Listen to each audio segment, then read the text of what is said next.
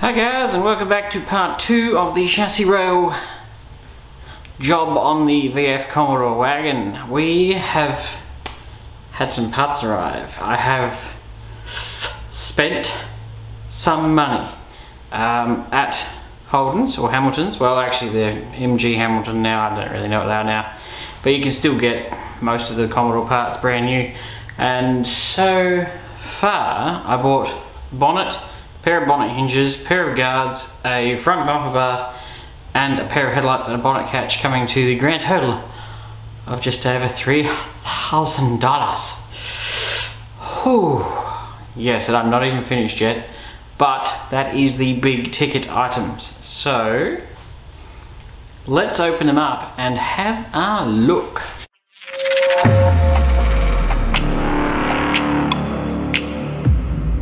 Alrighty. In this box, or these boxes plural, should be a brand new, look, genuine. Oh, look at that. Bonnet catch is made in South Korea. Genuine made in Australia. You don't see that anymore, do you? Anyway, put that box down there. It's almost an unboxing video, which is kind of ironic, really.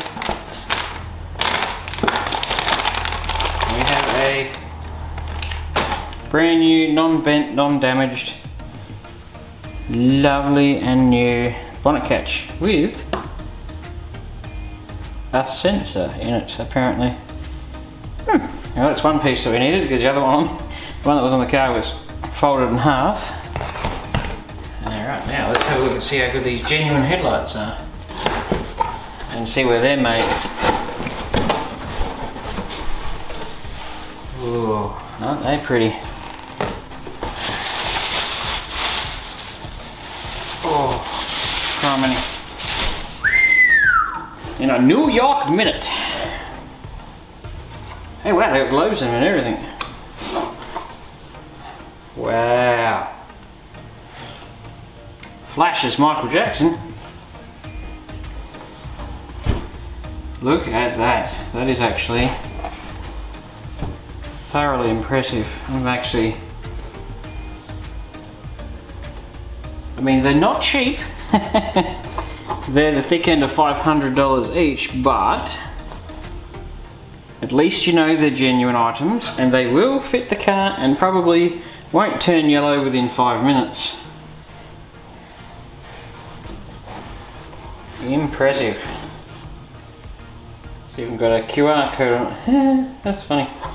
Anyway, actually pretty stoked it's got this bracket on the bottom because that holds the bumper bar as well.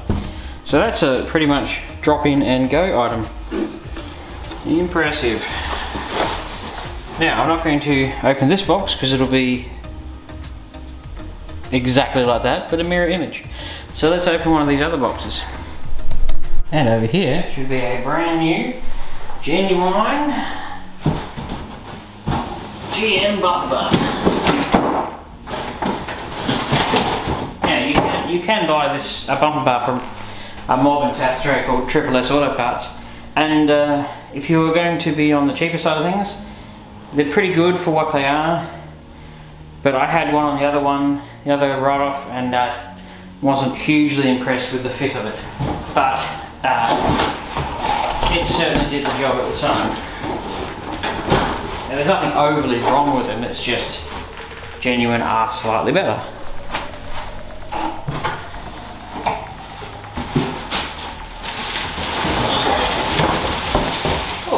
Massive static shock off this like a cow.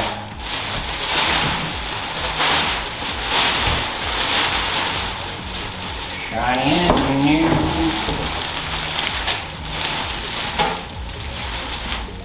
Why is there a footprint on my button?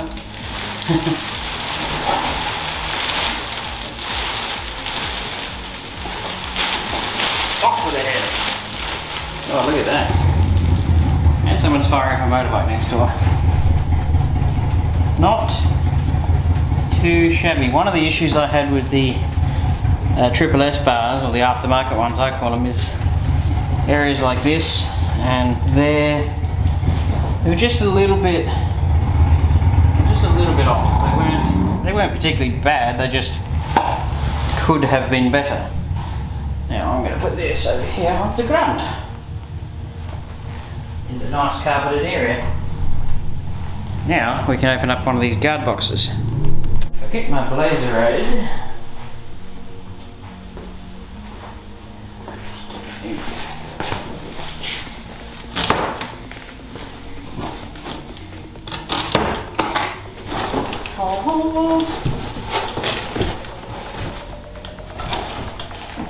hello down there, you're all on your lonesome. I really hope these aren't damaged, because it does happen occasionally.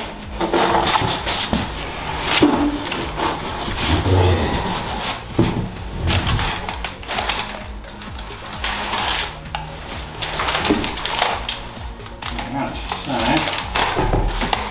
what did I do with the razor blade?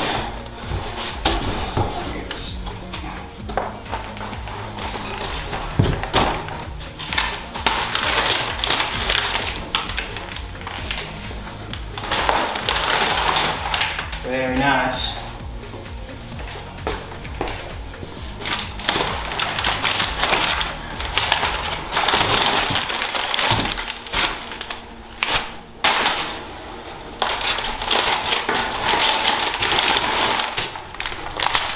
I'm actually going to open both of these, but it's worth mentioning that you should always check your parts because sometimes they come damaged.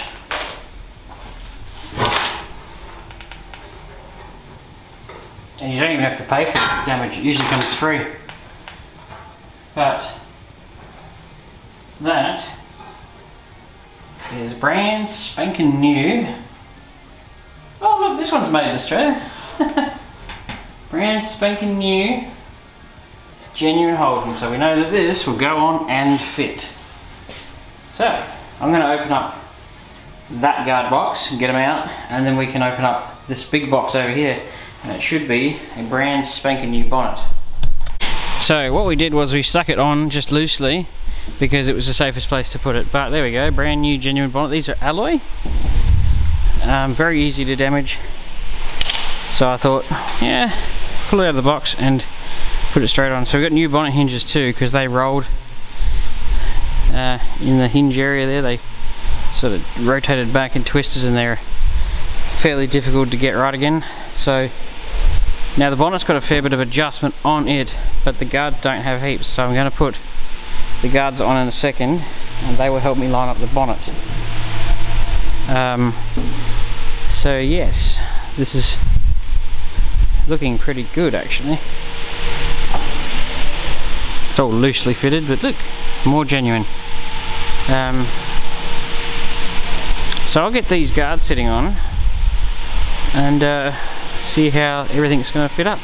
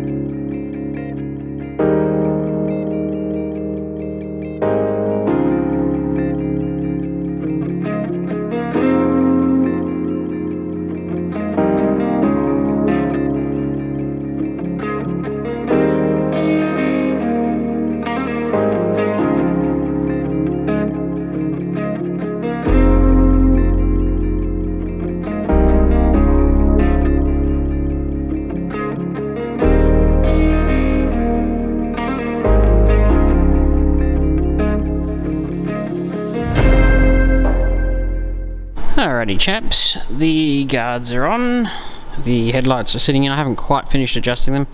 I still need to get the old guard brackets off the other guards and I'll put them on in a second. But we're looking pretty good. There's still a little bit of adjustment. There is so much adjustment in everything on this car. I've actually been a bit surprised and slightly annoyed by it. Like I said before, Japanese cars tend to be particularly good with their alignment and stuff, which is sort of get it right or it doesn't fit. But this is looking alright. Get the other bits on and catch up. We've prepped all that. Don't want to bore you with too much talking this time. Just getting it done and something fell over, keeping you updated as we go.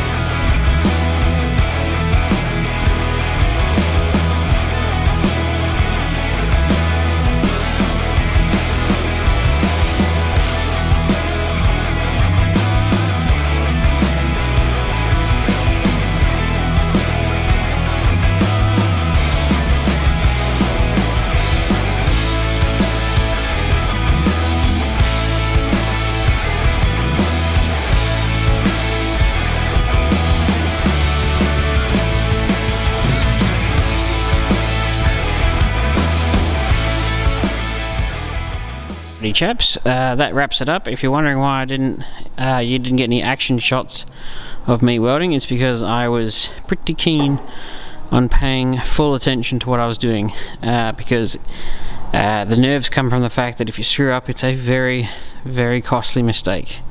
So I didn't really want to film it and be distracted, not to mention getting the camera in there when I have to be sort of, you know, 3 inches from the welding. It just wouldn't have made good footage, so I went without filming, but the end result is the welds are good. The chassis rail, the paperwork tells you to seam weld it, but it also says take care not to overheat the steel, and at trade school they'll teach you to do a 1-inch seam and stagger them around, so you do like the top and then you do the bottom. But when I did this, I tacked the rail in place. Obviously it was all bolted to the front and everything lined up good, so I knew the rail was in the right spot. Did some measurements and it was all good. I tacked it in from both sides, all nice, made sure it was sturdy, checked all my alignment again, and then I spot welded that strut tower to it, because, well, the paperwork says if you got a spot welder, use it, and only MIG when your welder can't reach. So did that, and then proceeded to do a seam on a stitch on the other side, come around here, did a stitch here, let it cool down, did the other side, and alternated from side to side until I'd done basically all the way around the rail.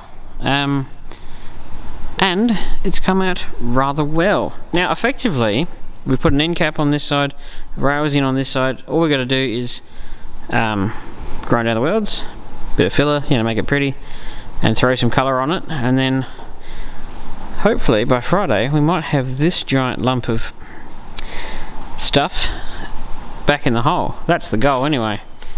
So hope you've enjoyed it, and we'll catch you on the next one.